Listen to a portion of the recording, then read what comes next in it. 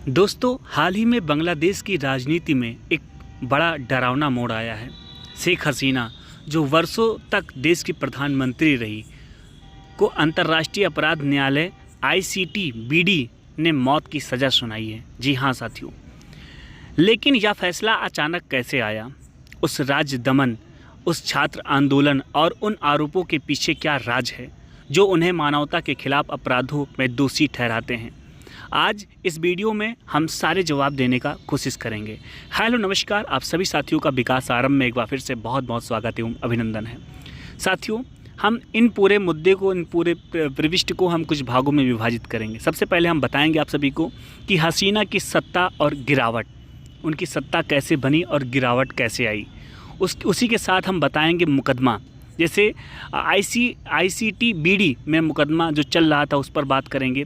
उसी के साथ साथ हम आपको बताएंगे फैसला, क्या फ़ैसला आया, और उसी के साथ साथ हम बताएंगे आरोपों की गहराई और मानवता के खिलाफ अपराध क्या होता है, और उसी के साथ हम बताएंगे हसीना की प्रतिक्रिया और विवाद क्या है। उसके साथ उसी के लास्ट में हम निष्कर्ष की बात करेंगे। तो साथियों, आइए शुरू करते हैं। शेख हसीना बांग्लादेश की लंबे समय तक प्रधानमंत्री रही। उन्होंने अवामी लीग पार्टी का नेतृत्व किया और कई बार सत्ता में आई। लेकिन 2024 में बांग्लादेश में एक छात्र नेतृत्व वाला बड़ा आंदोलन हुआ। यह आंदोलन जुलाई क्रांति के नाम से जाना गया, जिसमें छात्र और युवा प्रदर्शनकारियों ने सरकार के खिलाफ आवाज़ उठाई।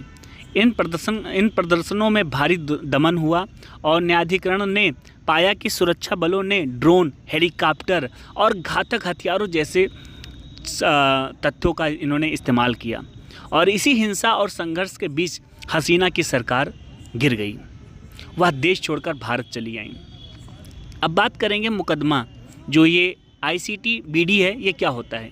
मुकदमा इंटरनेशनल क्राइम ट्रिब्यूनल, ठीक है, बांग्लादेश का एक विशेष न्यायाधिकरण है, जिसको ICT मतलब होता है इंटरनेशनल क्राइम ट्रिब्यूनल और BD का मतलब होता है बांग्लादेश, ने इस मामले की सुनवाई की है।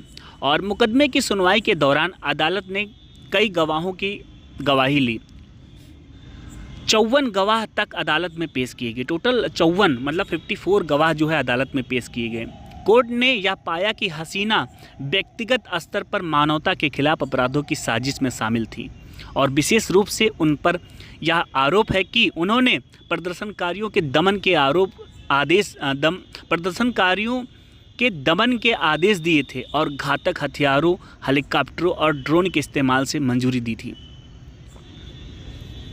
इसी के साथ साथ जो फैसला है उस पर बात कर लेते हैं। 17 नवंबर 2025 को ICTBD की 3 न्यायाधीशों वाली बेंच ने यह फैसला सुनाया।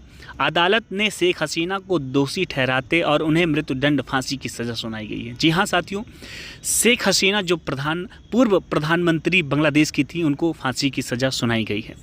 इसके अलावा उनके एक सहयोगी जो पूर्व गृह मंत्री थे, जिनका नाम असदुज्जमान खान कमाल था, को भी मौत की सज़ा दी गई है। वहीं एक अन्य आरोपी पूर्व पुलिस प्रमुख है अब्दुल्लाह अमम को 5 साल की सज़ा सुनाई गई, क्योंकि उन्होंने राज्य के गवाह के रूप में सहयोग किया। अब बात करेंगे आरोपों की गहराई और मानवता के खिलाफ अपराध। अदालत ने कहा कि यह दमन मानवता के खिलाफ अपराध थे। ट्रिब्यूनल ने यह दलील दी कि प्रदर्शनकारियों के खिलाफ आदेश सिर्फ कानून लागू करने की कार्यवाही नहीं थी, बल्कि एक संगठन हिंसा अभियान था। मृतकों की संख्या बहुत बड़ी बताई गई। कुछ रिपोर्टों ने लगभग 1400 लोग मारे गए।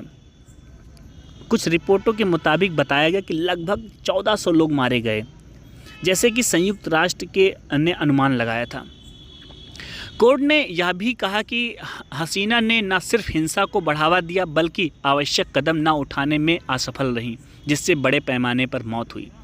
यानी कि हसीना को जो 14 फांसी की सज़ा सुनाई गई है, ये 1400 लोगों के मौत के आरोप में सुनाई गई है।